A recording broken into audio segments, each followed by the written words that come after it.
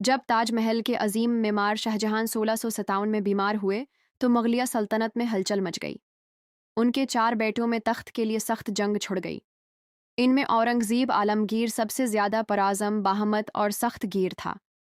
وہ اپنے بڑے بھائی داراشکوا کی طرح نہیں تھا، جو فنون لطیفہ، شاعری اور فلسفے سے محبت رکھتا تھا۔ اورنگزیب مختلف تھا، ایمان، فولادی ارادے اور سخت اصولوں کا پیکر۔ اقتدار کا راستہ اورنگزیب کے لیے آسان نہ تھا۔ اپنے بھائیوں کو شکست دینے کے بعد، خاص طور پر داراشکوا کو، جسے وہ بہت زیادہ آزاد خیال اور نااہل سمجھتا تھا، اورنگزیب نے اپنے ہی والد شاہجہاں کو آگرہ کے قلعے میں قید کر دیا۔ وہیں سے بوڑھا بادشاہ اپنی باقی زندگی گزارتا رہا اور کھڑکی سے تاج محل کو تکتا رہا۔ اس عمل کے بعد اورنگزیب 1658 میں تخت طاؤس پر بیٹھا اور تقریباً 50 سال تک حکومت کی، جو مغل حکمرانوں میں سب سے طویل دور حکومت تھا۔ اورنگزیب نہ تھکنے والا حکمران اور عظیم سپہ سالار تھا۔ اس نے اپنی زیادہ تر زندگی جنگی مہمات میں گزاری، مغلیہ سلطنت کو اس کی سب سے بڑی حد تک وسیع کیا۔ شمال میں ہمالیہ سے لے کر جنوب میں دکن کے میدانوں تک، مغرب میں افغانستان سے لے کر مشرق میں خلیج بنگال تک، اورنگزیب کی سلطنت پہلے سب حکمرانوں سے کہیں زیادہ پھیلی ہوئی تھی۔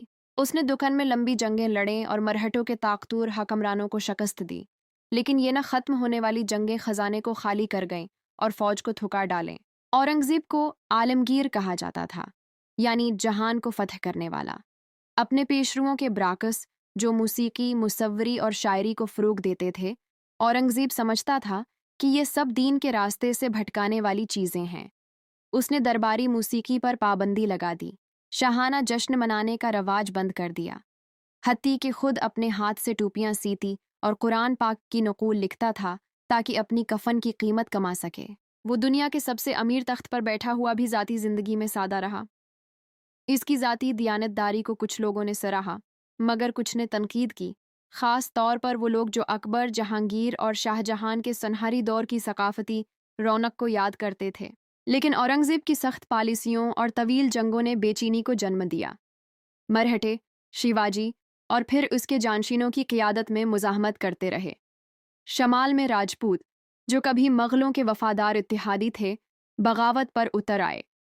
سکھوں نے بھی گرو تیغ بہادر اور گرو گوبند سنگھ کی قیادت میں مزاحمت کی جب انہیں مذہبی پابندیوں کا سامنا ہوا۔ اگرچہ اورنگزیب نے سلطنت کی سرحدیں وسیع کر دیں، لیکن یہ مسلسل بغاوتیں اور جنگیں سلطنت کی یکجہتی کو کمزور کر گئیں۔ دور دراز صوبے مرکزی اختیار سے نکلنے لگے۔ اپنی زندگی کے آخری سال اورنگزیب نے دکن میں گزارے، دہلی سے دور، مرہٹوں کے خلاف لڑتے ہوئے۔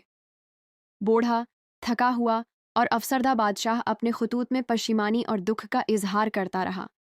ایک خط میں اس نے لکھا، میں اکیلا آیا اور اجنبی کی طرح جا رہا ہوں، مجھے نہیں معلوم میں کون ہوں اور میں نے کیا کیا۔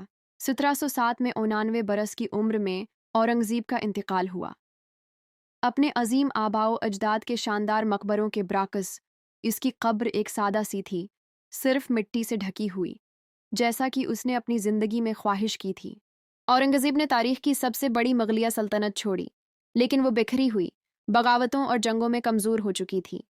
اگرچہ اسے اس کے نظم و ضبط، عبادت گزاری اور سخت انتظامی اصولوں کے لیے یاد کیا جاتا ہے، لیکن وہ اس بادشاہ کے طور پر بھی جانا جاتا ہے جس کی پالیسیوں اور جنگوں نے سلطنت کے زوال کی بنیاد رکھ دی۔